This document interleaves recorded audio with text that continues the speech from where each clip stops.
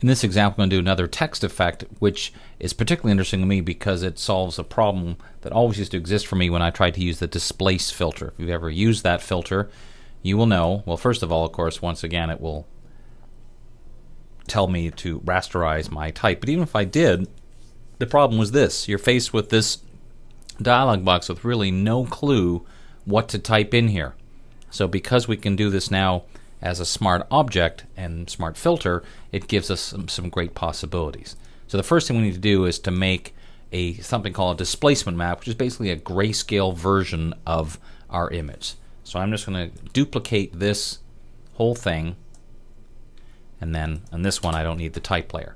Now we need to make this into a grayscale, so I'm just going to use the black and white adjustment layer just so I can fiddle with this a little bit, because I want to get some areas of light and dark, but nothing too dramatic. Something like that looks pretty good.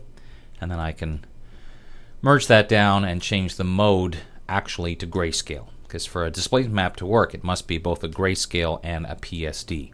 Now the other thing is, if I look at this, I see all kinds of little tiny fine detail. That's almost too much.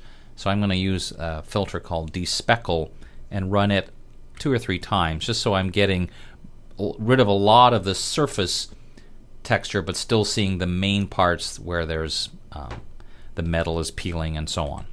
And then I'm going to save this out on my desktop, and I'm just going to call it metal, so I know what it is, and click OK to that, and then I can close it. Now over here in my main document, here's my type I put in. This is still editable regular type. I'm going to once again take it and convert it to a smart object, and then apply the displace filter. Now, as I said before, the problem normally is, should I put in 20 or 15? I don't really know. Well, now I can experiment, because when I click OK, it's going to ask me to find the displacement map I just created, which is this one, and it does the displacement. I would probably try a blend mode like darken or maybe multiply or something like that to see what it's looking like, and it's pretty good, but I think it's a little much at this point. So no problem, just double click on the displace filter, put smaller numbers like, I don't know, 9, and once again it'll ask me, it's the same one, I just have to identify it again, and it updates, and this time that's a lot better. I like the way that's looking. So a very simple thing to do, displace like that. But at the same time, as always, this is still a type layer, so if I double click on the smart object, it comes back here. So if I noticed, for example, some issues where I wanted to tighten up some kerning or something like that, or change it, or change the words completely for some reason, I don't know why, commit the type, save the changes, and it updates here, including with the displace filter. Oh, and here's the other reason why this is useful. Used to be, once you did this, you couldn't move your type, or your whatever you just applied the displacement map, and now I can move it over here. Initially it's going to look really bad, but I just have to reapply the same displacement and it updates. One last example to show you, and this goes back to the one I did earlier that used 2 versions of the same photograph of the barn. I want to show you one other variation. Now this one specifically requires the extended version of Photoshop, and I'm going to do the new smart object via copy, and while I think of it, I'm just going to close this heavy metal one because I don't need it right now. And as I did before on this one, I'll go back to camera raw and make an exposure that's for the barn, even though it's going to do horrible things to the rest of my image, the sky in particular, but I really want this barn to look a little nicer.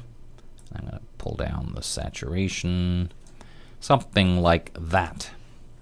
Now this is exactly the same as I did before, but here's the difference in, without the extended version I had to use some way of trying to blend these together, but in the extended version of CS5 there's this interesting option. I select both layers and convert to a smart object. Then I go to the layer menu, and under smart object there are these things called stack modes, and all of them have very complicated mathematical calculations going on, but the one that occurred to me that might be pretty good for us is median, since that's kind of halfway, and what it does is it combines the two images together without any kind of masking or blending, and that does a pretty good job. Now, here's the interesting thing. You can tweak this on the fly. Double-click, as always, to get back to our two original images. But now I'm going to do one little trick here, and that is tile these two windows. So on the right-hand side is the two Camera Raw Smart objects. On the left-hand side is the combination using that stack mode. So if I wanted to experiment a little further, I could go back, double-click on the one that has the blue sky, and try and make the sky even more saturated. And again, I'm deliberately sort of going a little beyond just to see what happens. Click OK. So that'll update the bottom smart object, which you can't see at the moment, but if I hide that, you can. And here's the thing. Remember, this one on the left is the stack mode combination of these two. So all I have to do is save the one on the right, and in a second you'll see the one on the left update. So, oh, I like that sky a little better.